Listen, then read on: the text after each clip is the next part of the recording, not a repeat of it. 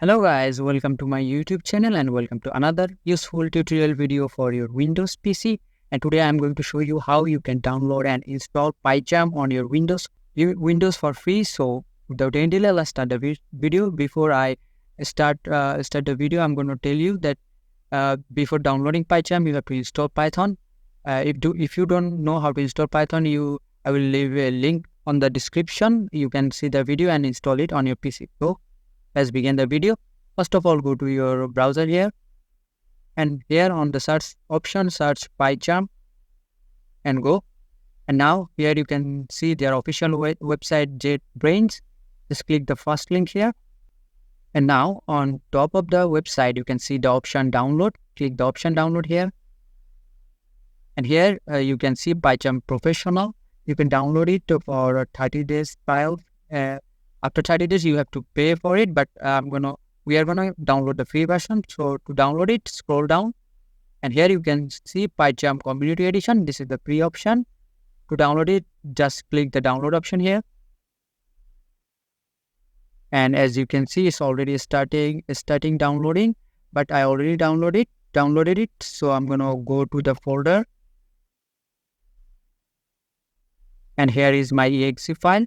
And to install it, just double click it here. As you can see, the verifying installer. I'm going to minimize all of them. I will select yes. And here, just select next.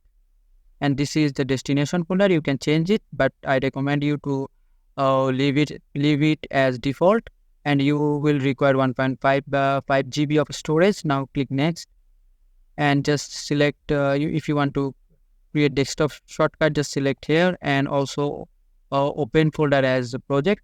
Click here and select next and select install here. And as you can see, the installation process is began. It will take 1 or 2 minutes to fully install it, so you have to wait. Now as you can see, the installation process is finished. Just click the finish option here, and now select the shortcut here. And this is the PyCharm.